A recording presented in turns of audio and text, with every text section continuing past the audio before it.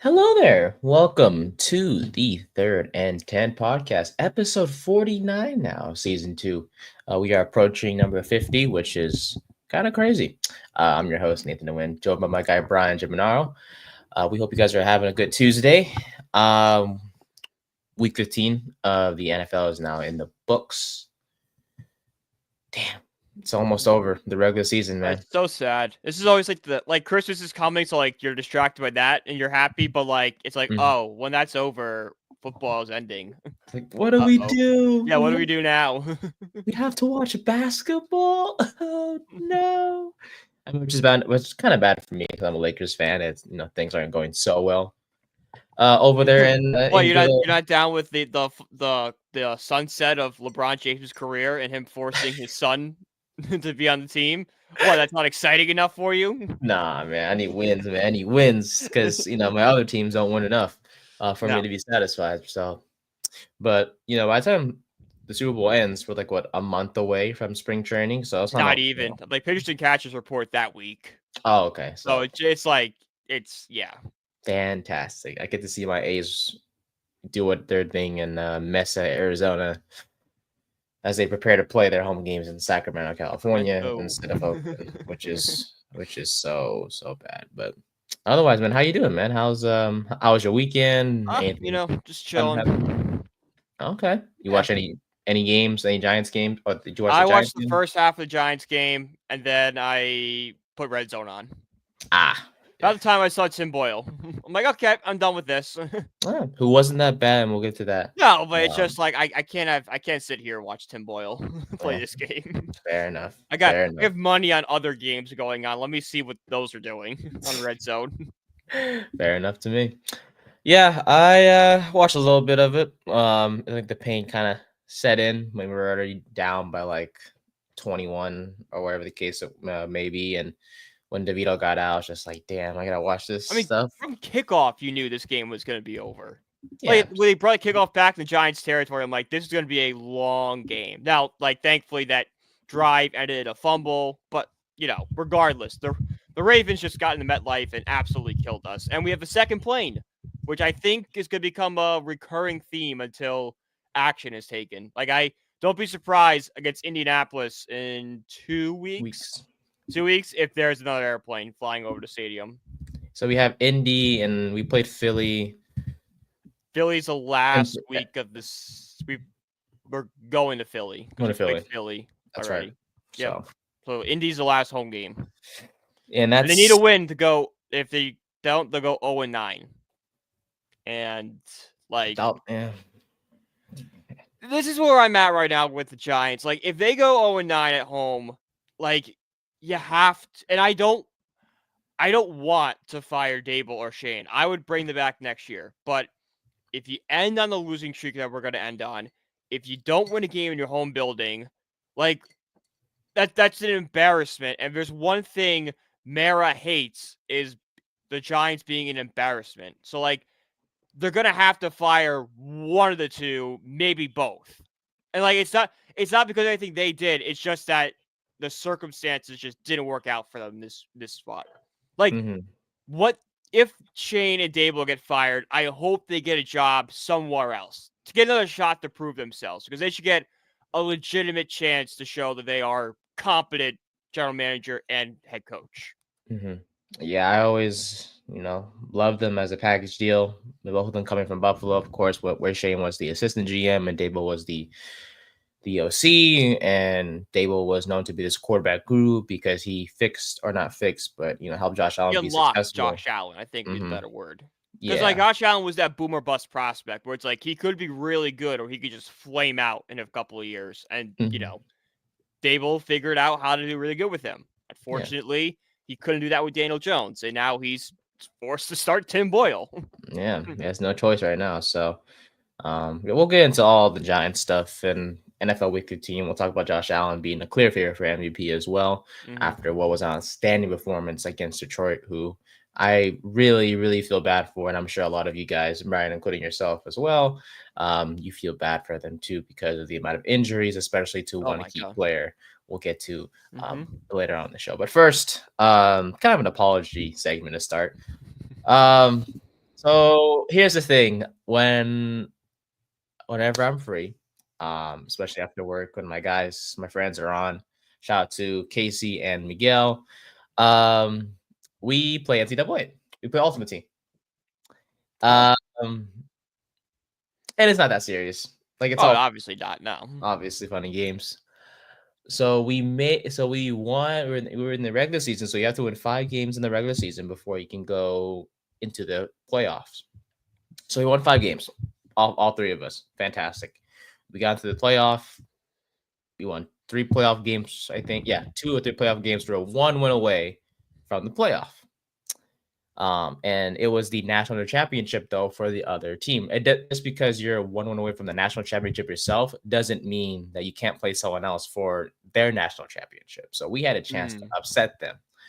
And I was on offense. So it's, as you know, and if you guys don't know out there as well, um, you have three. So if it's a trios, you have 3 positions. So one person is offensive captain, one is defensive captain, one is head coach, who just calls, accepts or declines penalties, and calls the coin tosses and all that stuff. I was offensive captain, which is weird because I'm usually the head coach or defense, but the guys are like, "Hey, go run offense." I said, "Okay, sure." Cool. Will do. So yeah, so I was on fire. I was slaying it. I was running, my offense to, perfection in a way. Um, I'm a big RPO guy, big RPO guy. I don't know why, but it works. I like to run RPO peak slant. So I have the slant, I have the flat, and I have the handoffs. Yeah. Everything was working. We made it to the last game before we go into our own national championship. This is where I buckled. The problem comes in. The problem comes in with RPOs because you make one wrong read, it's either a pick six or interception, turnover, whatever you want to call it. We were at the 1 yard line. So You ran an RPO on the 1 yard line. I ran RP at the 1 yard. And here's the thing. Just hand the ball off. I know. It's worked though. It's work. Yeah, last night it was working every time I was calling it at the 1 because I would run the ball and I would try to. We would get stuffed, but the RPO allows me to find the flat, so that way I could hit the flat guy, since everyone's condensing on the run. This defense though didn't condense on the run, so when I threw Yeah, the they flat, learned. You mean defense learned? this specific team, they made they called the right play. They made the And adjustments. yeah, and when I ran the flat, they were right there. It was a wrong play. It was a pick six, and I'm just like, fudge. Oh, And so you're Pete Carroll then. I'm PKO You're Pete basically. Yeah. Carroll. Got it. All right. So Every fan is screaming right now.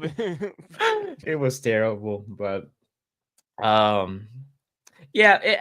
I apologize, boys. It's all fun and games and everything. I felt super bad because that was our one chance. We made it that far to try to make it to our own national championship, and we lost by 3 points because the other team drove down the field, killed the clock, kicked the game-winning field goal. But it's like, what if I handed the ball off? We likely would have won. You mean the question Seattle's been asking for the past decade? what if you just gave the ball to beast mode? And in conclusion, I know how Pete Carroll and the Seahawks feel, especially when Marshawn Lynch was laughing at Carroll as he was walking down the sideline and all that stuff. So I'm very obsessed with RPOs, and it's really, really bad. I'm not the best offensive play caller, but that's how I run my offenses, through RPOs and quick plays. Like it's weird. You give me like 2 seconds to throw, I got you. I'm a quick play guy. I love the quick play. I like slants. I like I mentioned, RPO flats. I like, passes up the middle, like where it's quick. If you give me time to throw, I start fucking panicking. Excuse my language. I'm so Really? sorry. Yeah, because I'm looking, but I'm always worried about the defense collapsing. Pocket, yeah. Yeah, and my quarterback is Cade Klubnik, by the way, so not the most Okay, fastest so guy. you're a pocket passer. You can't move that. You can't move out of that pocket. Yeah, not the most fastest guy in the world. So I'm just like, I get the ball, I take the snap, I'm just like, I'm looking. But the more it's weird, and this is why I'll never be quarterback. And I don't know how the You're just describing Daniel Jones. I can't do the reads. I swear, I don't know. Maybe that's why I'm a fan of the Giants, right? Because I play just like Daniel Jones. I'm looking, but I just panic. Like Oh my wait, you're mind. actually going through progression. Yeah, Daniel Jones can't do that. Daniel Jones should be like, Okay, okay, flat, open. wide open. Is a defender there? Sure, but I'll still throw it anyways because you Ah never know. man, there are three guys on him. Oh, Heights open downfield. I'll just force it here. And that's why he's in Minnesota. Exactly. Um, That's why he's on the field. That's why he's not a Giant anymore. exactly. But yeah, it's weird, man, and I felt so bad because we were so close, and hopefully, whenever we get the chance to play in the next No level, wonder you didn't sleep last night. I would just stare at the ceiling all night after that one. it was 2 in the morning, and that's when Yeah, the exactly. That's when I turned. That's when I turned it off. Like I'm just gonna go and just stare at the ceiling for a while, I guess. And I don't know. insert song. Hello, darkness, my old friend. But Pretty yeah, much. yeah, that was my night yesterday. So my fault, boys. If y'all watching, listening, we'll get back on it hopefully, and hopefully we win. Um, yeah, it's all fun games at the end of the day. Like we Oh all yeah, just laughing obviously. at the end of the night, but it was just tough to lose because we were just so close. Um, but yeah, it was very it was just tough. But anyways, week 15. We'll talk about that because at least some things went team's way, and they actually ran the correct plays. I'm like this guy. Um, I think let's start with Detroit and Buffalo. I I think mean, it, yeah, the game of the week. The yeah, both a game that both teams deserved to win, and it was I so sad know. that one of them had to lose. Yeah, like I wish one team tie. Well, they tie. Well, no tie would have been. No, tie would have been worse. That would Yeah, have been pretty bad. yeah. So, let's start with the Bill side. Well, the final score was 48-42. Yes. Yes. Um, Yes, because they scored, and then there was the onside kick where it's like, wait a minute, Detroit might have this ball. We might get yeah. crazy here for a second. It was so weird because I think Romo was calling the game, right? It was Romo and Nance. it Yeah, was Romo was Romo. like, I think they have it, Jim. He's hilarious, dude. Oh, I I love swear. him. I don't know, Jim. I think I don't know, Jim. I think It's like, what are you talking about? I think he's got it, Jim. Nah, but Buffalo, hell of a game by them offensively. I mean, look, I know in this game specifically defensively, they were just letting the Lions offense just do their thing.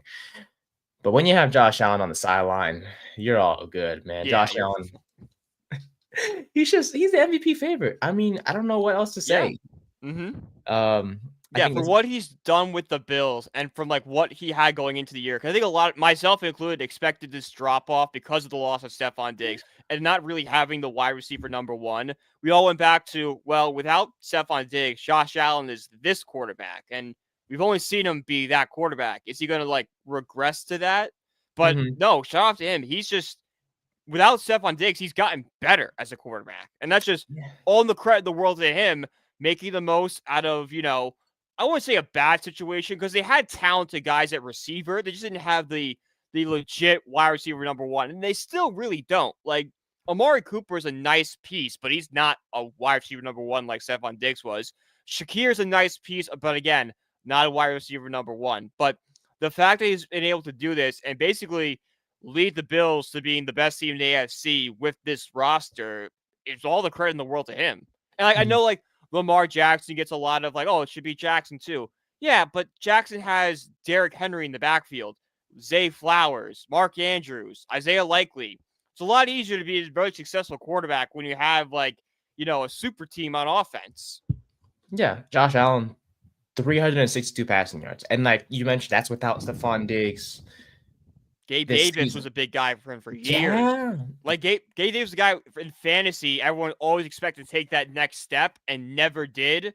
But he still had a really good connection with Allen. That like he was kind of Allen's Darius Slayton in a way, where it's like he's not a great mhm. receiver, but he's got such a good connection with him that he needs to stay on the roster in some form. Especially like deep balls on the field, he knows Yeah. he could trust Davis. Um, and yeah, I think a lot of people, like you mentioned, right, had that heading to this year, like okay, Diggs is gone, Davis is gone. Like you have to depend on Keon Coleman and Khalil Shakir, who was he was a solid number 3 when Diggs and But again, Davis were here. solid, not like, oh, Yeah. this is a guy who's going to take that step in the wide receiver number 1. Oh, Amari Cooper. Like, I know that's a midseason trade, but on most teams, Cooper's probably a wide receiver 2. I think even he'd be like, yeah, that's probably where I'm comfortable with. Mm-hmm. Yeah, and then when we talked about MVP before the season, I was like, yeah, Josh Allen's gonna be MVP, but I didn't expect the season they were having right now. Yeah. Like I thought, for me, they were gonna win the AFC East. They were going to Josh Allen's going to play really, really well because not only his ability to run with the football, but like because the supporting cast was so weak around him, I was thinking, okay, he'll probably just have a lot of good games where they may lose, but he'll go off for like maybe 2 passing touchdowns, a few rushing touchdowns, and all that stuff. No, he's has made incredible performances. He's having 3 touchdowns through the air, 3 touchdowns on the ground days. He's catching touchdowns. He's literally doing everything for this Bills team on offense. Yeah. Yes, they have James Cook and Ray Davis in the backfield. Ty Johnson showed out on Sunday as well, mostly through the receiving game, of course, at the backfield as well. Khalil Shakir's having a great year where he just doesn't drop passes. No, he stepped up. He's like, yeah, okay. If it's not gonna be wide receiver number 1, that's my spot now, and I'll take it. Yeah, he stepped up. Keon Coleman, when healthy, has made a few plays here and there. Dalton Kincaid, Dawson Knox, Curtis Samuel, Matt Collins, and then of course Amari Cooper when he got traded here. Everything has a line for the Bills, but there's no question that Josh Allen is the driving force behind this offense. And after Sunday's performance, he extended his own record with a 6th career game of multiple passing touchdowns and multiple rushing touchdowns. And they won on Sunday without Amari Cooper kind of being involved at all. He had 0 targets on Sunday. Newsflash, a lot of complaints at work by customers. I mean, yeah, understandably. That's not the point, though. Why did Amari Cooper get 0? I don't know. Call Josh Allen. Like, I don't know. I'm not out there. Yeah. People were saying that he didn't even play Amari Cooper. And I'm like, I don't blame you for saying that. But he actually did play. He was out there for 15 snaps. He just ran cardio. Yeah. He didn't catch any balls, but he was out there and he played. And the rule is if you play, the pick counts. So, sorry. But yeah, Josh Allen, amazing game. Very efficient. 23 of 34, 362 passing yards.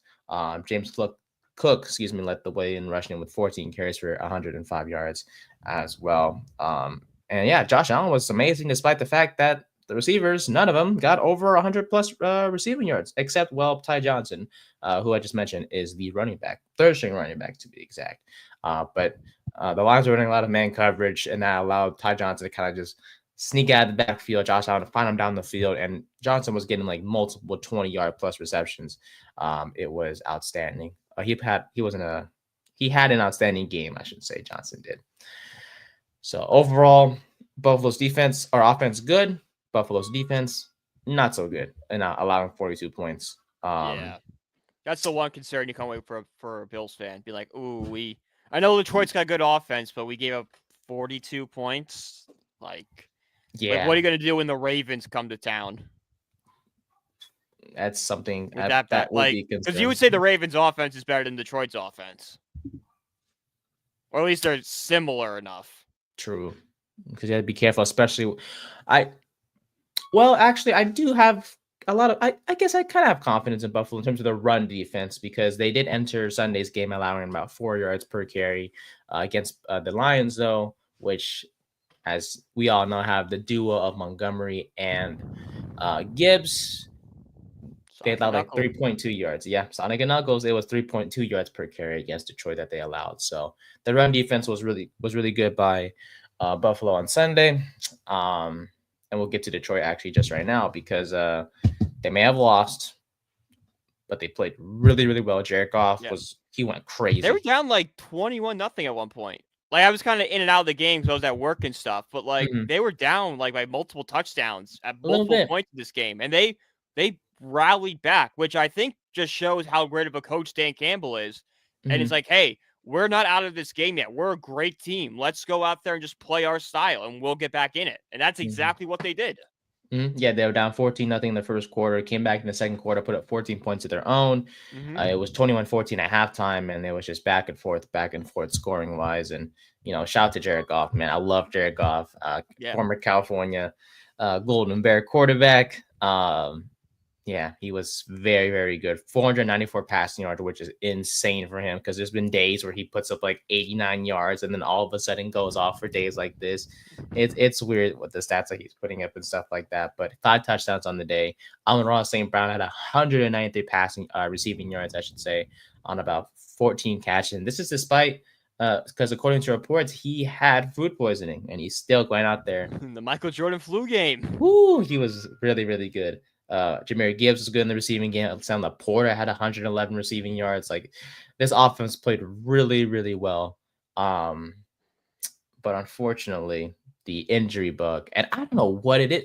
I thought the football gods were nice to the Lions. I thought like this was the year. They take pity on them. Nope. No, No pity. They're very, very harsh on them this year. Because unfortunately, David Montgomery got injured. I think it was a MCL injury, and it turns out that he's going to be out for the year as it was diagnosed officially to be a torn MCL. So he's going to be out for the year, which sucks because this Lions offense operated really well when you have Montgomery and Gibbs. And I might be overreacting, but I've never seen a rushing attack operate so efficiently with two running backs. It's always like unhappiness or just the carries are uneven. No, they balance it out really, really well in Detroit with Montgomery and Gibbs, and it just sucks to see Montgomery get hurt. They perfected the running back by committee with this tandem in a way. Because in a way it is a weird running back by committee where there's no running back number one, just in different situations. They're running this guy out there or that guy out there. But no, it sucks that we're not going to see Montgomery. And then this is going to be a lot of pressure on Jared Goff now because I think Jahmyr Gibbs is a great running back. Do not get me wrong. And I think they can find a bruising back like a Montgomery somewhere. I'm just saying that the passing attack now needs to take that next level. Like what we saw on Sunday, I'm not saying you need to put up 42 points a game. You need to throw 5 touchdowns. You need to throw over 300 passing yards every single game. I'm not saying that. But you need to lean on the pass attack more than you have in the past. You need to throw 200 yards a game. You need to have multiple passing touchdowns. This is going to be a real test for Jared Goff now that safety blanket's gone. And we're going to see over these next 3 weeks or so, can they adjust like that? Yeah. It's just this offense operated so well. I know it sucks that like the Lions, their best chance to win a Super Bowl, and if they don't win a Super Bowl this year, everyone's going to point to this injury as the reason why they didn't. Like you'll go on NFL history, the Lions were Super Bowl favorites until Montgomery was out for the season. Yeah. Like it's going to be this is going to be another chapter in Detroit's long, miserable curse, or like the defining moment where it's like, hey, the old Lions would have done this, but we went and we faced the adversity, we didn't let it affect us, and we still went out there and won. This would be a real turning point for the Lions organization. And if Dan Campbell has really changed the culture in that franchise, this is your litmus test for that. Yeah, and then look, even with this loss, they came into this game winning. They won 11 in a row. So it's like there's no panic, and especially when you compete with the Bills. There's concern, but panic is no. Yeah, 100%. Like I would obviously be like, oh, we like lost one of our main pieces. Like that's I'm concerned what the team's going to do, but I'm not going to be like we're done now. Yeah, because you win 11 in a row heading to this game, you barely lose to Buffalo. You played well the entire game on offense. Like it was a shootout, and sure, defenses may have not stepped up, but you played them close. You almost won. You only lost by 6. Yeah, there's no only lost by 6. It came down to an onside kick. Like what more can you ask your team to do at that point? You came down from multiple multi-score deficits and put yourself in a position to win. Yeah. So you played a hell of a game. It's a game you don't deserve to lose, but someone has to lose this game. Exactly. So a lot of injuries on this Lions team, especially on defense. They lost a few other guys as well. I think one was a defensive tackle. McNeil, I think, was one of them that got hurt. I think Carlton Davis is hurt as well. I'm not exactly sure. Just a lot of injuries on Detroit's team, on the defense specifically, I should say. And that's something to monitor because they played well all year long despite the injuries on that continue to accumulate.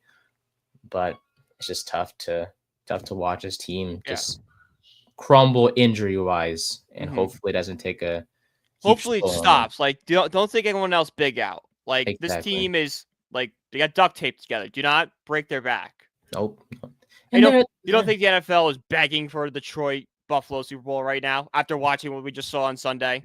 They're like, geez, we can get those two teams in. We're fine. Like the storylines are great, and then these are two really good football teams. Please.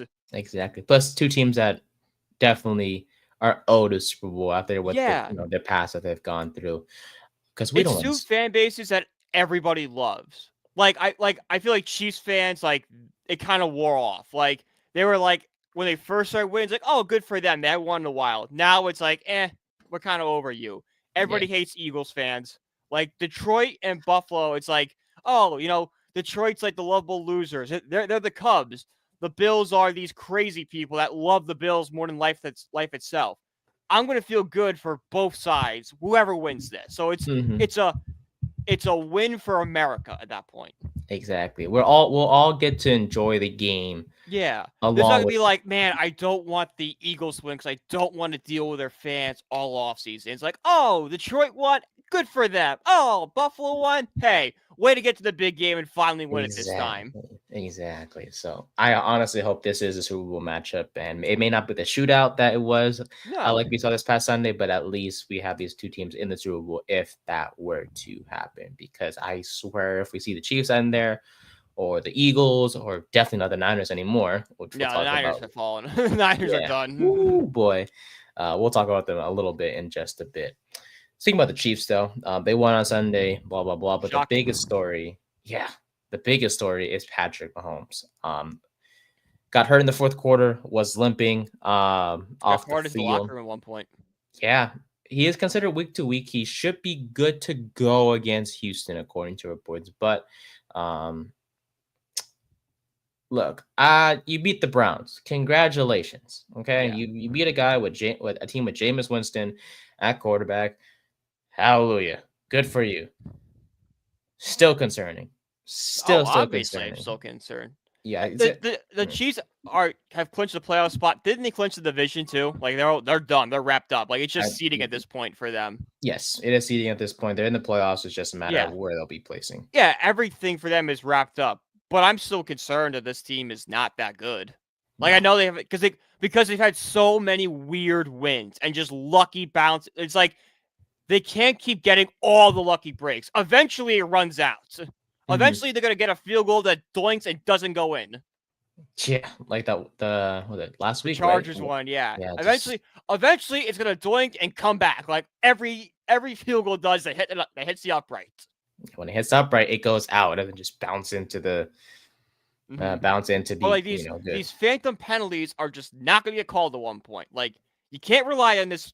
It's like I know like teams will take teams because they're hot and stuff. You can't base a team based off luck. You can't pick a team because hey, they're just really lucky right now. No, that runs out. And Mhm. I really think once they face a team like Baltimore or Buffalo, it's going to run out when they have an actual talented roster.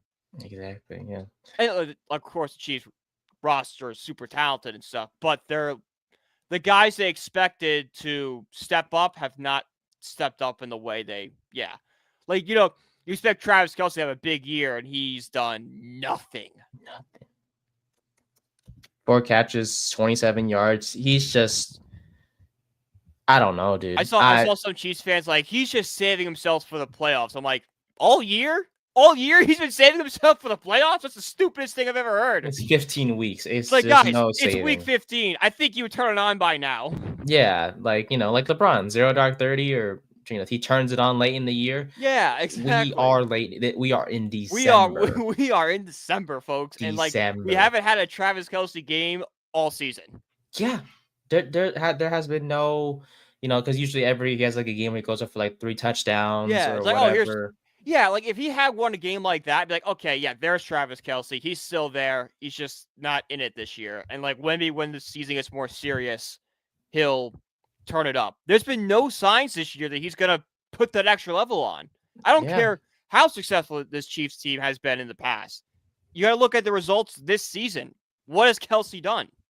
nothing. His best game, which is impressive enough, 14 catches, 100 yards, 0 touchdowns. Took But that's not overtime. impressive for Kelce. Like that's No, impressive for like a receiver, but like Kelce used to like average games like that. yeah, but at this point, I don't know if you say he's washed. I mean, defenses obviously pay attention to him, but Yeah. to this, I don't know if he's washed as more as there's more distractions in his life that football isn't everything. You know, like you're making all the money with your brother with the podcast. You have a ton of endorsement deals. You're dating Taylor Swift. Like you have millions upon millions of dollars. And whenever ever he does retire, he's gonna join Jason on this ESPN show. So that's just another career path basically set for you. Yeah, if I had all that going on in my life, I have a hard time focusing on football. It's like, man, I can make more money as talking than I do getting my head bashed in 20 weeks a year.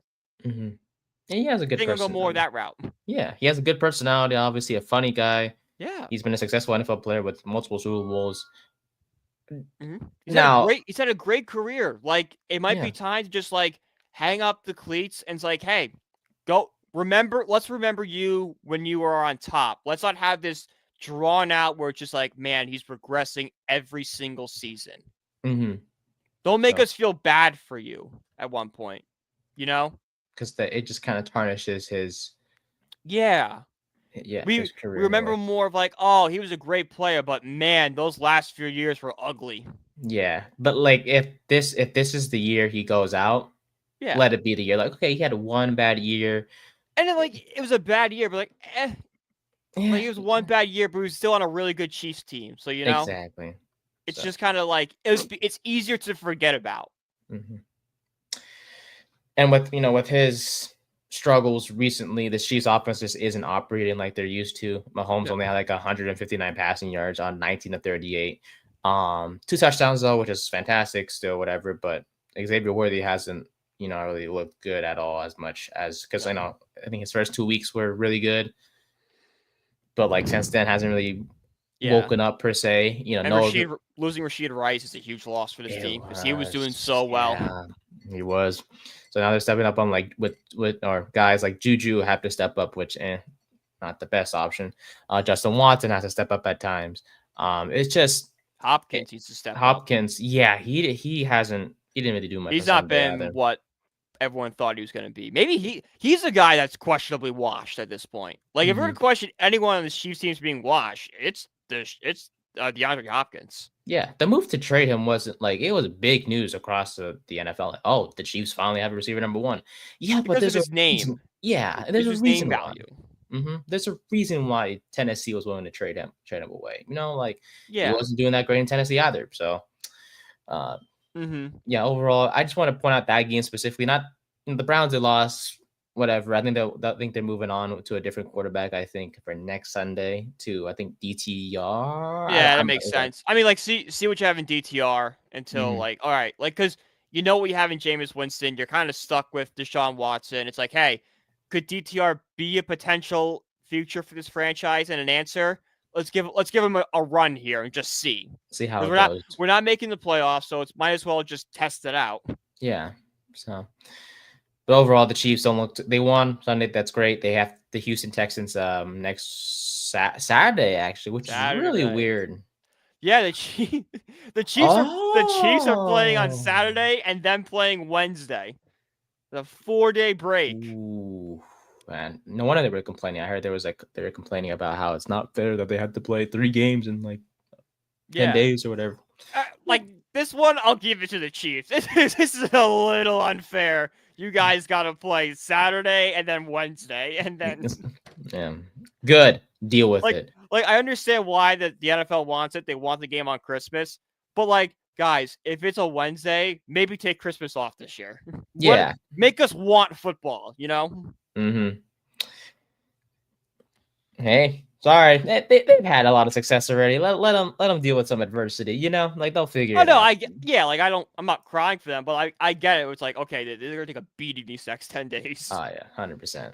So it's weird how they have NFL games the same day as the college football playoff, which is really bad. You see, the college football playoff should have their own day. Like let them have their attention. Why have the NFL play those two games on Saturday? But I digress. Yeah, I mean they did, but it was 4 teams. They had the New Year's 6 day. Yeah, but now they're eating into the attention that is what. And now it's kind of hard at this point. I think when you get to the bigger rounds, they'll get their own spotlight. Like when you get to the quarterfinals, the semifinals, I think they get their own. But like this first round stuff is kind of like I could see the NFL be like, we'll try to compete with that one. Yeah. So because like if you're not like a diehard college football fan, like you're really getting hyped up for Penn State at SMU. Especially it's in the it's in the morning. I don't like that. It's a gross game, right? It's a gross game. Like it's Beaver Stadium. Yeah. In the daytime is not the same as at nighttime. No, and it's gonna be a whiteout again. But like whiteouts don't hit in the day like they do at night. Like the whiteout is really cool. Don't get me wrong. I love the whiteout. It's one of my favorite traditions in college football. But it has to be done at night. It has to be done at night. That's when the atmosphere is better. Yeah, and that's when it sticks out. It's exactly.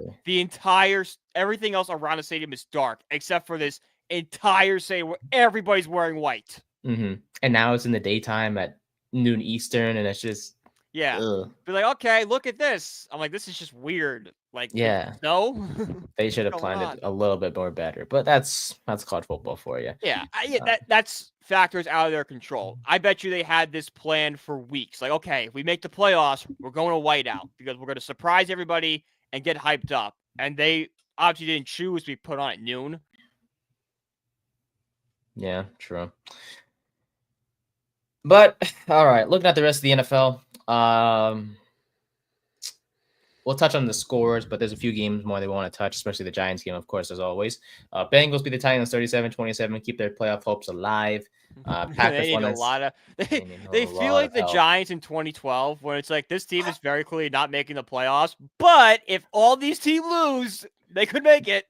They have to win out, and as long as these two teams, lose 2 games, this one team lose 3 games, they'll make it in. That's what it feels like. I remember like that after that Super Bowl run, the next year the Giants went 9-7 that year, so they were at least respectable. Unlike the Bengals have had a pretty brutal season, but I remember it's like every week it's like, all right, if this team wins and these 4 teams lose, hey, better odds. It's like guys, just admit you're not making the playoffs. Be surprised if you do, but just don't get your hopes up. I've been through this song and dance routine before. It ends in pain.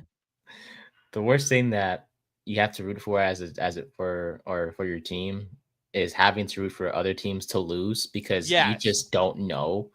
We need like 6 when you like have your mind on 6 different games at once, and it's like, did you bet on any of this? Like, no, all these games affect my team making the playoff. It's like, dude, it's not happening. So for the Bengals, they have a chance. It's a slim chance, but they need to keep on winning. And they should have blown out Tennessee. And we've seen Joe Burrow upset. Because Joe Burrow would be an MVP candidate if his team was good. Yeah. Joe Burrow's having the best year of his career, and nobody's talking about it because of how bad the defense is. Like, if I'm Joe Burrow, and I know this might come off as crazy, but if I'm Joe Burrow, I'm going to the owner or the front office and be like, when I was on my rookie deal, you put no money into the offensive line. Now I have a big contract now, and the defense sucks. I can't win a Super Bowl when the team around me isn't fixed. So either fix the roster or get me somewhere that they're going to fix the roster. Exactly. This is just a long-winded way for me when I was, I have my friends from college came down the other weekend, and we had a good time like we always do. And I enjoyed one too many drinks. I'm like, is there a possibility that Joe Burrow could get traded to the Giants? Oh my God. I was like, wait a minute. What if he gets pissed off at ownership because they don't put money into the team? I wonder how much it would cost. A There, lot. oh my god, it's gonna cost so much. It's not even worth it. I mean, it is a 0.001% chance of happening. Hmm. But It's good to imagine. 0.1%. It's good to think about it. Good to imagine it. So It is fun to think about. Like, man, yeah, Joe Burrow and the Giants and the Malik neighbors. dots, and maybe Dot. Jamar Chase comes over here. Dream big. Hey, Yeah, I think T. Higgins. I mean, T. Higgins is definitely the more realistic. If there's yeah, anyone on the Bengals that's going to be a Giant next year, T. Higgins is the more I know. realistic guy. And I think our stiff competition is going to be the Patriots because they seem all in on him. Mm-hmm. So we'll talk a lot more about free agency as we after the season ends, As of we get course. closer to it, yeah. I think we'll do like a free agent review, like best fit for the Giants. It'll be a fun segment. Yeah, we'll make it fun. But yeah, Cincinnati, keep on winning, or else one more loss and you're out. So let's see what happens. It's not one more loss. It's if one thing doesn't go your way in the the shopping list of things need to go your way, you're done. Yeah. All right, Commanders, keep on winning. 9-5. They beat the Saints 20-19. Good for them. The Cowboys beat the Panthers 30-14 in a game that the Panthers were favored. Surprisingly, not a game in that one. I'm like Panthers are gonna win this game. They're beating Dallas, and Dallas just came out there and showed you why the Panthers are one of the worst teams in the league. Mm-hmm. Yeah, right. So, playoff hopes for them are officially now dead. For Carolina. So again, not like they had much going for them. But you can only hope. What was more likely, the Panthers making the playoffs or the Giants ready for Joe Burrow? Oh. I mean, the Panthers had a 0.1% chance. I'm gonna say I think it's the Panthers. Yeah, pretty much. Jets won 32-25 against Shocking. the Jaguars. So a battle of mid between those two teams that the Jets. That's offensive to mid teams. I know. It's crazy how all of a sudden the Jets want to turn things up after they eliminated from the playoffs officially. Wait, no, wait, guys. We'll be back. 2025 is our year. No, not again. We're not doing another offseason of this. Like, this was supposed to be the year. But well, it was supposed to be last year that Aaron Rodgers' knee exploded, and then this year you sucked. Well, yeah, no sympathy for any of you people, because all you did was yell at me saying, "Oh, the Jets are going to win a Super Bowl." I'm like, guys, it's Aaron Rodgers in his 40s. Let's all just relax a little bit. Like, he still has to deal with Patrick Mahomes, Josh Allen, Joe Burrow. Like, they're all better than you still. Even with Aaron Rodgers, they're better than you. Davante Adams did go off in this game, though. 9 catches, 198 yards, and 2 touchdowns. Yeah, it sucked when you're facing someone in fantasy that's got Davante Adams and Amon-Ra St. Brown on the team. You know, you put up 170 points, but you lose because the other team put up 200. It's like, Jesus. We're the Lions. You couldn't do anything else.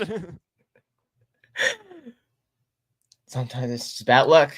Especially in fantasy. Tyreek Hill sucks in the playoffs. I'm done with Tyreek Hill. Speaking of the Dolphins, they lost 20-12 to the Houston Texans. Tua just threw for 196 yards only on the day. Malik Washington led the team in receiving for the Dolphins, which is a very, very bad sign. Yeah, exactly. Yeah, I figured I'd get that reaction from you.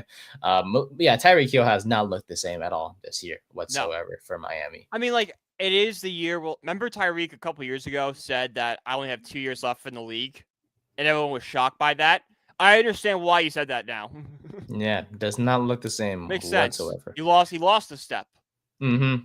Big step, if I add too. Denver, 9-5, still in the playoff hunt, 31-13. I love this Broncos team. Yeah. Like, there's just something about, like, I know Sean Payton's, like, you can have your opinion about Sean Payton. There's just something really likable about them. I don't know if it's like Bo Nix or just like the fact that this Broncos team was really good when, like, we were in middle school and we have like the nostalgic memories of the Broncos with Peyton Manning and stuff, and we're remembering that right now. But something like I might put a future on them to win and just kind of go with them as my playoff team. Yeah, they're a gritty team, man. I mean, Bo Nix there's been days, where he hasn't played like a rookie. Like, he's playing extremely well, despite those supporting cast not as big of a name as you want it to be. Yeah, he's been well. They might be a sneaky spot for T. Higgins. Ooh, I know. I've seen him being a dark horse. Dark horse for T. Higgins for sure. Yeah. Oh, someone just killed me. That was horrible. Oh, I get it. Sorry. Oh my God, you didn't get it? I was so late. So late. Come on, Nate. Uh, so late. Um, no. Eagles beat the Steelers 27-13. Cardinals won. I will give credit to the Eagles here. That's your quality win. That's a Yeah. quality win for the Eagles. The Steelers were a pesky team, and they're on the 10-game winning streak. I'm now ready to say they're the second best team in the NFC now after that win on. In college, they talk about quality wins. That's the Eagles' quality win for college. Yeah, they got the passing game going. Fantastic. Yep. Let's see it happen more than one game before we go all Right, crazy. yeah, exactly. I swear. They'd have Jalen Hurts one good passing game. Everyone wants to go nuts. Like, calm the F down. Jesus. Oh, no. I still Oh, yeah, I think know the you Eagles are, gonna for sure. lose. Yeah, but I'm like, I will be fair. I will give them credit. I'm going to go throw up, but I'll give them credit. Cardinals beat the Patriots 30-17, and then the Bucks beat the Chargers 40-17. Shocking, actually. Shocking, indeed.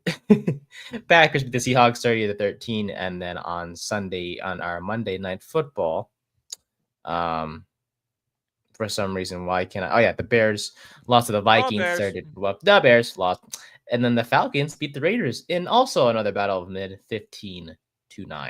A lot closer than I thought it'd be, that one. Oh, the Raiders were at it. I was watching, I'm like, the Raiders are going to win this game? Yeah, it was so ugly. It was like 9-3 at halftime. I'm like, why are we watching? We have 2 Monday night games, and they both suck. Yeah, Minnesota blew Chicago out. Yeah, I turned the game on, and I'm like, these both are horrific. Horrific, indeed. Then there was our Speaking game. of Monday night, I had the Monday night parlay last night. I had the Vikings -7, the Falcons -5.5, the under in the Falcons game, and the over in the Vikings Bears game, which missed by 1.5. I would have won $30. Had the 2-point conversion for the Bears converted, I would have won $40. Talk about bad beats. Yeah. Bad can't beat. Can't be worse. Bad beat. This is just painful. You lost, but you lost by 1.5, and that 1.5 would have come. The Bears just got the 2-point conversion. Not as worse as David Montgomery and his season total. Because his season bet I heard was like 775 rushing yards, and he finished with exactly 775 rushing yards because of the whole injury thing. Right. Yeesh. Bad beat for a lot of people brutal. out there. All right. Ew.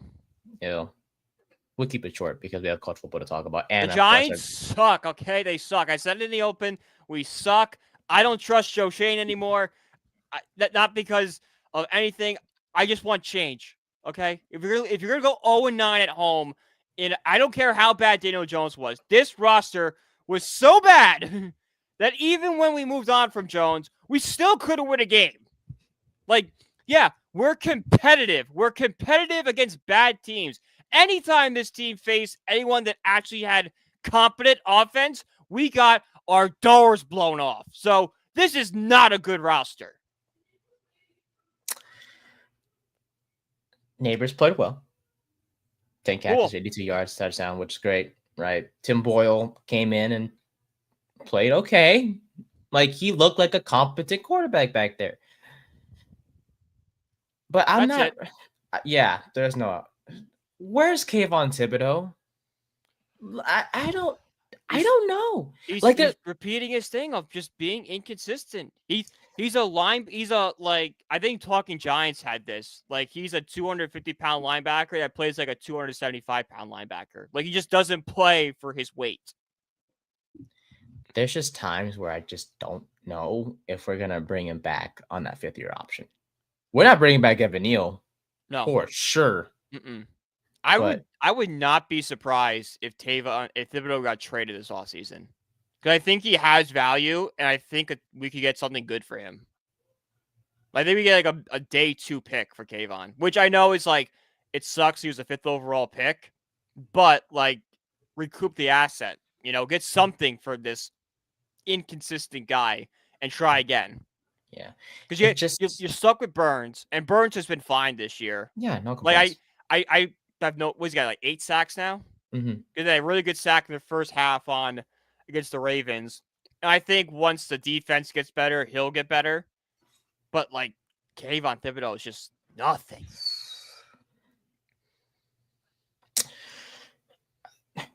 It'll be tough. It's gonna be a tough offseason to decide his fate with the Giants. Okay, do you still? I still believe him, but I can't even I think a talk lot again. of guys are going to have that. Like, I really think the only untouchable players are going to be like Tyrone Tracy, Malik Neighbors, Brian Burns, Newbin, Adoree Phillips.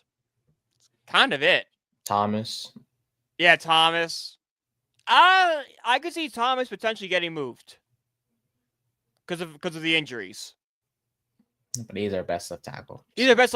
It would take like a Laramie Tunsil type trade, but I think he's got like a 98% chance of staying. Whereas like there's that 2% chance of like if a team calls and just offers something stupid, you have to take it. Like you're worried a little bit. Yeah, like okay, we're concerned about injuries. We have this team offering us like 3 first-round picks. Like, how do we not take that? Mm-hmm. I'm not. It's not like I came to this morning or this episode wanting to talk about the game as much. I want to highlight neighbors, of course. Boyle played okay. The defense, Lamar tore him up with his arm. Derrick Henry didn't have a good rushing game, but Lamar had 5 passing touchdowns. Oh, Dexter not being moved. Right. Yes. Oh yeah. In terms of untouchables, Dexter Lawrence definitely not someone that's going to be traded. Mm-hmm. But I wanted to discuss Shane and Dable real quick before we move on to college football and then our final segment. I want it to be a package deal. I don't want one to go because it just doesn't feel right. Right. But does it just feel like at this point one of them? Yes. Like one of them just goes. I feel like that Mara is looking more for a reason not to fire them than he is of why to fire them. Well, why not he just look at himself? Well, because he can't. Well, because Mara's an idiot. That's why. Yeah. Because maybe he needs to look in the mirror. Okay. Yeah. Because the reason why I bring up Shane and Dable because there's an article out on the New York Post where they talk about how like they may not be they shouldn't be the package deal like we think they are. Like if one goes, the other one goes. And that's how I low-key want it to be. Like if one goes, the other one should, because they're just they're a tandem together. They came from Buffalo. Right. They're good. It's just the players. Are they really a tandem deal, or have we just put them together because they both came from Buffalo?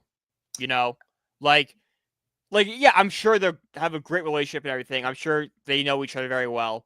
But at the end of the day, if Joe Shane is given that, hey, we think you're the guy, is he really trusting Brian Dable, who has regressed every year as a coach, to save his job for him?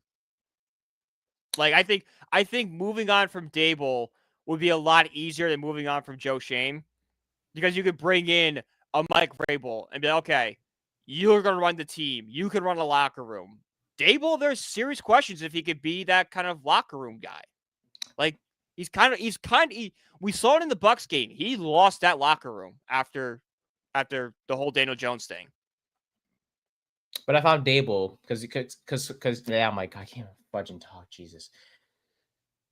You're kind of approaching it from Shane's perspective. I think I'll take the Dable perspective. And I'm like, okay, sure, I may have sort of lost the locker room, but you've given me this. Yeah. What am I supposed to do with Tim Boyle, DeVito, Locke, and Jones? None of them were competent enough to be the Giants quarterback. I'm dealing with a very injury-riddled offensive line, which you did not address other than Runyon and Illuminor. There's no depth that was added in the draft or in free agency.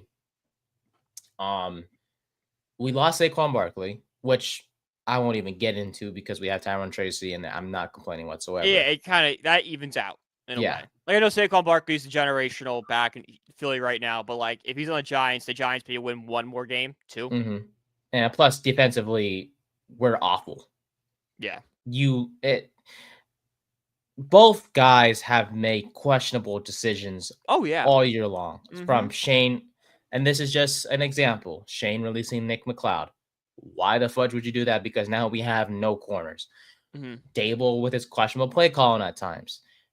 Going for 2 when he doesn't really need to go for 2. No. It's like he's being it's like the Brandon Staley thing where he's just being aggressive to be aggressive. Just to Like be the aggressive. Giants Yeah. have gone for every single 4th and 1 this year.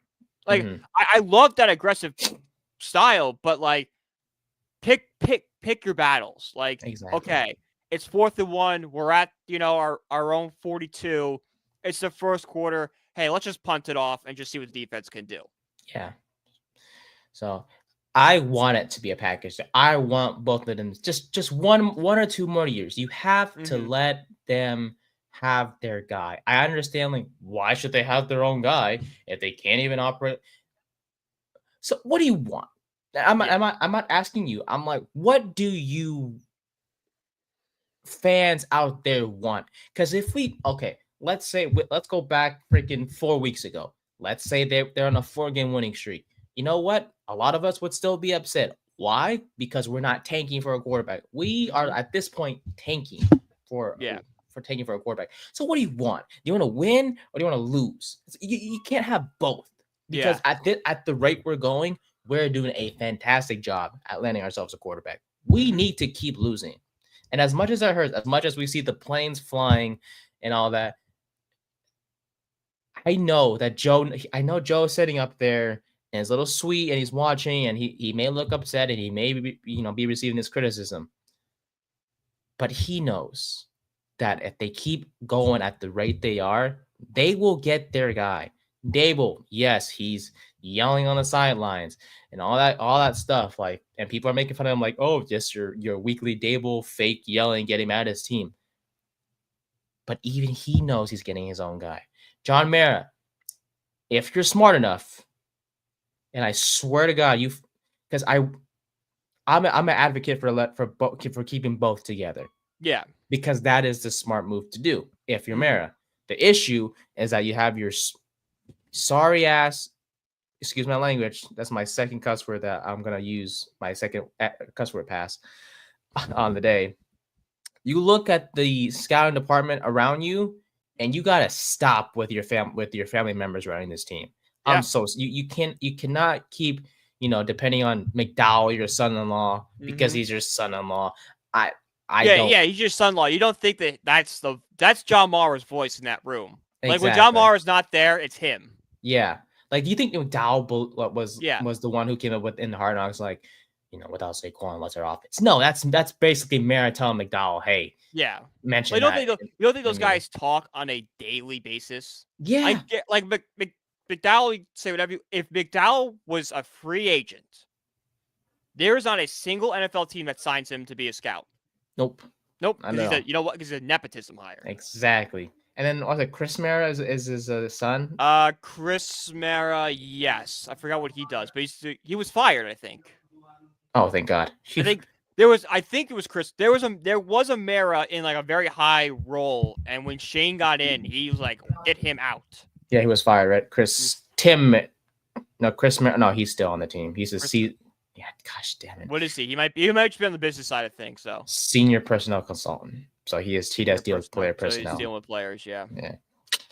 So But there was a Mara or like somebody that Joe Shane fired immediately. Like I forgot who it was, but there was somebody. we'll find out one of these days.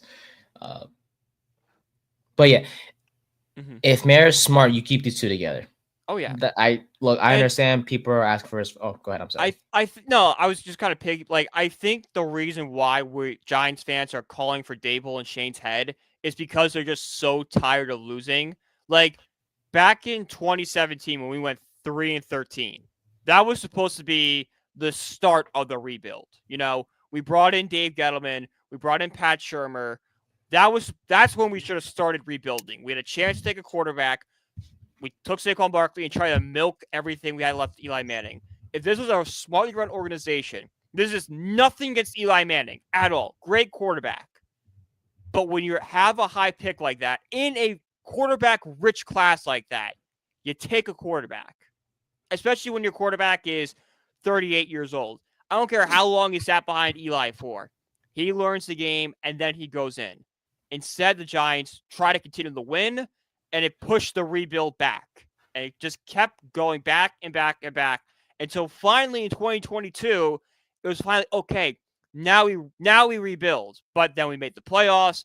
Then our expectations got higher, and then we're back to losing. So it just feels like we've done a whole big circle.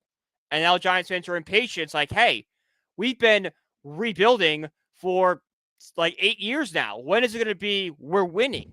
So they want people to come in and just make quick fixes to make the roster competitive next year and not look at the big picture of this is going to take time, guys. This Giants roster was so bad when Joe Shane inherited it. And yeah, Brian Daboll took them to the playoffs, and that's great.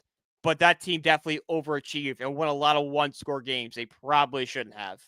Yeah, a lot of one-score games were literally the theme of that season because the defense was holding things down and the Giants are winning and all that. But no, those have their I think if we don't make the playoffs in 2022, there would still be calls for Joe. We wouldn't have extended Daniel Jones. So, but say we were still in that building process, there would still be calls for Daboll and Shane's heads, but I think they'd be a lot quieter than they are now. I think it'd be people just impatient. Because like, no. There is signs here. Because of that playoff appearance the playoff appearance pushed everything up. Mm-hmm. And that playoff appearance led to Jones getting re-signed.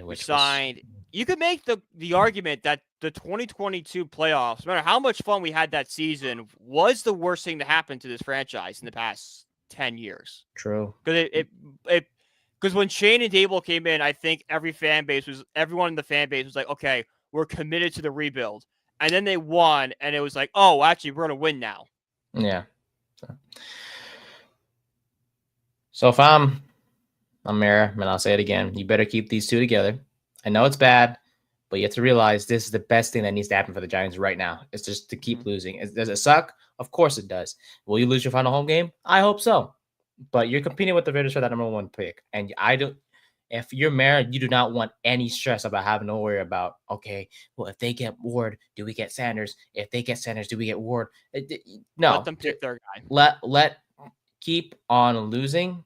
If the Raiders keep losing, fantastic. Then we'll figure it out from there about who gets number one seed. I don't freaking know. It's tiebreakers at that point. Oh, okay. Well, Vegas has a tiebreaker right now because they have a strength of schedule of 538, and we have a strength schedule of 550. Well, I guess we'll be Raiders fans for these next few weeks. Pretty much, yeah. Well, what's the Raiders schedule looking like? Are there any winnable games? Probably not. Has to. Raiders. Actually, yeah. It's Jacksonville, New Orleans, and the Chargers.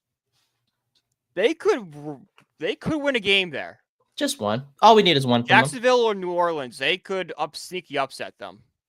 All we need is one win. Chargers, they're probably not. But hey, who knows the Chargers will be playing for anything that week? True. No, all we need is one. Mm-hmm. Chicken nuggets are coming to Taco. What? I don't freaking know. Yeah. Ew, no. That's not Taco Bell. No. Is McDonald's going to sell tacos now? Dipping sauces, including... Actually, hang on. Burger King did sell tacos.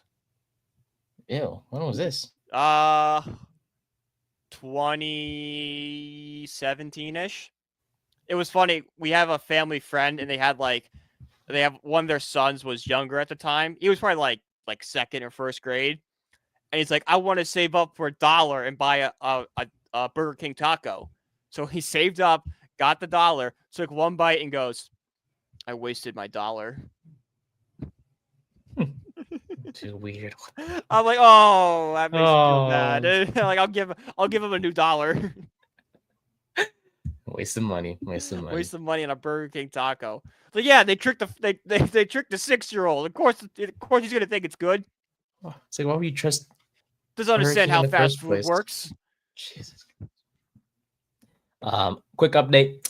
Browns Dolphins moved out of Sunday Night Football in Week 17, replaced by Falcons and Commanders. That's not much better. Not much better, but it's ill. They're hoping that Jaden Daniels is more better ratings. Are they hoping that is it in Washington? It is in Washington. So they're hoping for the storyline of Kirk Cousins going back. That is correct. Got it. Yes. Makes sense. Yes, Makes sense. Yeah, indeed. Okay, thank God. Let's move on because I don't want to talk about this team no more. All right, college football playoffs, and then we'll do our top 5 announcers of all time that we like. Maybe may not be an accurate list in terms of like the best announcers in the world that No, we this all is can this is agree on. personal. This is personal This is stuff. us. This is us. But the college football playoffs do start this week.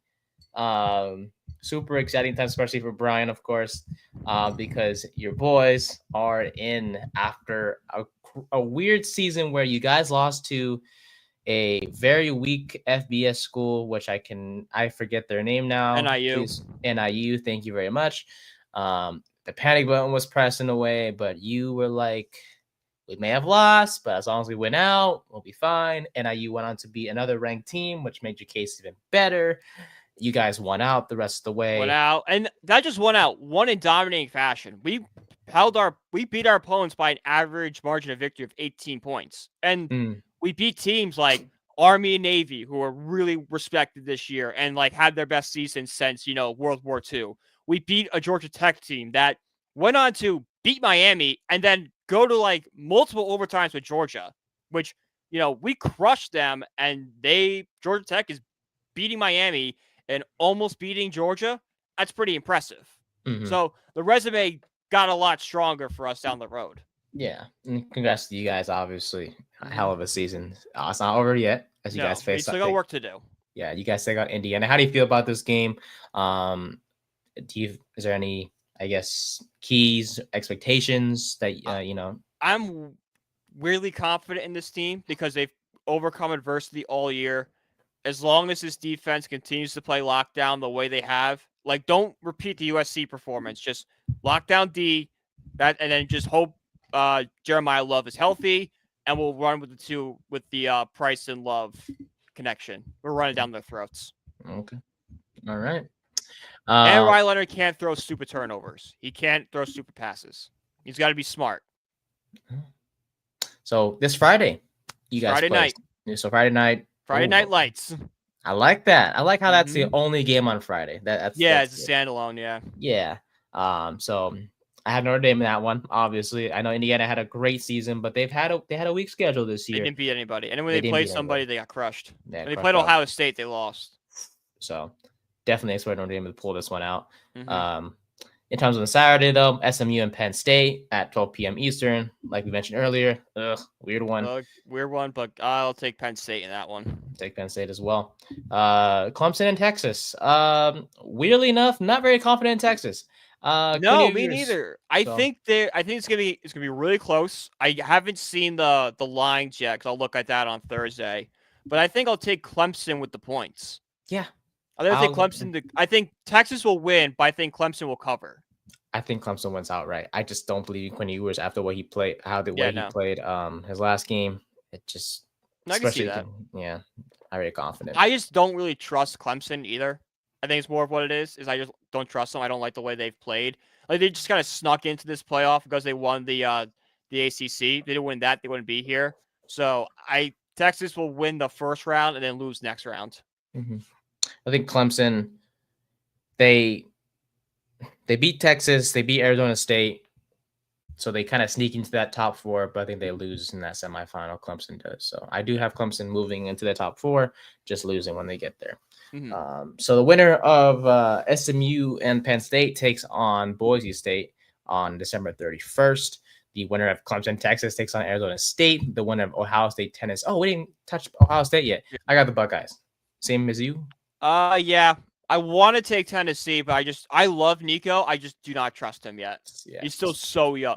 Give him like 2 years, he's going to be really good, but just not right now as a freshman. Exactly. So winner of Ohio State and Tennessee takes on Oregon. So we could see another Ohio State Oregon rematch once again. And then the winner of Notre Dame and Indiana takes on Georgia. So that's going to be, I predict you guys are going to move on.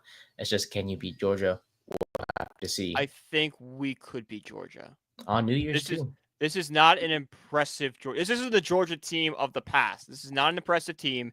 This is a team that they would have made it in outright, but they would have made it in as far like the 10th or 11th. This is a team that's so highly rated because they won the SEC, and that's it. This is a team that's played bad against Alabama. They played good against Texas, but that's more in Texas. They played bad against Georgia Tech. It's like, if one of the things is common opponents, Notre Dame won 31-13 against Georgia Tech. Georgia barely pulled out in overtime against Georgia Tech. Mm-hmm. So by default, that means By default, you'd be like, all right, Irish have the advantage. that means Notre Dame has a chance or has a good chance to beat Georgia. Yeah. Um, And Carson Beck is he gonna, he might be very, out. He I might be out for know, that game. So they might be questionable. I running with a think. backup. Yeah, they have plenty of time to rest him up. Yeah, So will but he be he might ready? be like I saw his elbow injury, like it's bad. Like he might be Yeah. out. He might not come back. Gunner Stockton time for Oh Georgia. boy. Oh boy. Alrighty, we can finally move on to fun stuff. Top 5 announcers list. So we talked about this last week. So it's not like you mentioned. It's our favorite announcers. Can be local. Oh, Nate freeze? Oh, he froze. Or did I freeze? I don't know. I think Nate froze.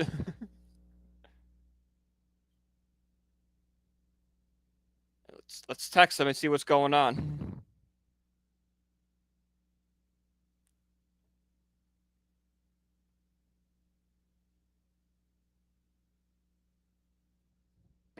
Yeah, so he's frozen. So yeah, so basically our top 5 list is our top 5 favorite announcers.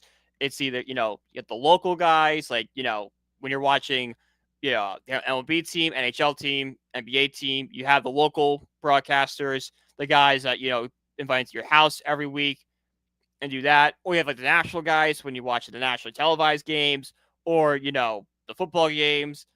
Those are your announcers. That is what we're looking at this list. And we're only looking at play-by-play guys. We'll be doing color analysts next on Thursday. So only guys like Joe Buck, Mike Tirico, Al Davis, Al Davis, or Al Michaels. Those are the guys we're looking at this list right now. So I'll get us started. Number 5, I have Kevin Harlan. Kevin Harlan is an NFL announcer. I believe he works for CBS. He is famous for it was the Chiefs and Patriots game in 2021, the last year of Brady, and they were fighting for the second seed in the AFC. And Harlan was calling the game at Arrowhead, calling what happened there, and then after the play was over, be like, and going back to Foxborough, and then do a play-by-play of the Foxborough game. And forgot who his analyst. I think it was Gus Johnson was his analyst. And he goes, "What game you calling?" He goes, "I'm calling both games." Like, it's just a very, very funny, famous moment from NFL. It's always sticked out to me. Kevin Harlan going, and he's got such an iconic voice too. That Kevin Harlan going, "I'm calling both games." Very, very funny. Number 4 is Vince Scully. If there's any baseball fan that dreamt of becoming, working sports media, being a play-by-play caster one day, you always looked at Vince Scully as the gold standard. The way he described the game, the way he talked, the way he did the entire broadcast for not just the TV, but the radio without a play-by-play guy, without a color analyst with them. He did it all, whether it was the storytelling, his, aspect of the game, because he's called, game since I think he started in 1940s. Like, he started when the Dodgers were in Brooklyn. I mean, a true trailblazer of the sport. Never going to, there'll never be another Vince Scully in our lifetimes ever again. He will be forever the top play announcer of all time. He's 4 for me because I have more personal attachments to 1 through 3. Number 3 is Kevin Burkhardt. Might seem a little weird to people outside of the New York metro area. But for me, I've been watching Kevin Burkhardt my entire life. Why? Hang on one.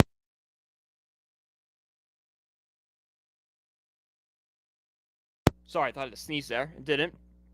Anyway, Kevin Burkhardt was actually the Mets sideline reporter for years. Like back in 2008, 9, 10. I forgot exactly when he left and was placed by Steve Gelbs. Well, I love Steve Gelbs. Don't get me wrong.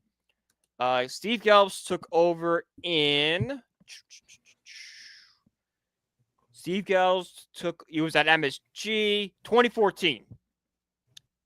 He took in Kevin Burkhardt left in 2014, so he left the 2015 season. Then went to Fox, and he's now the lead.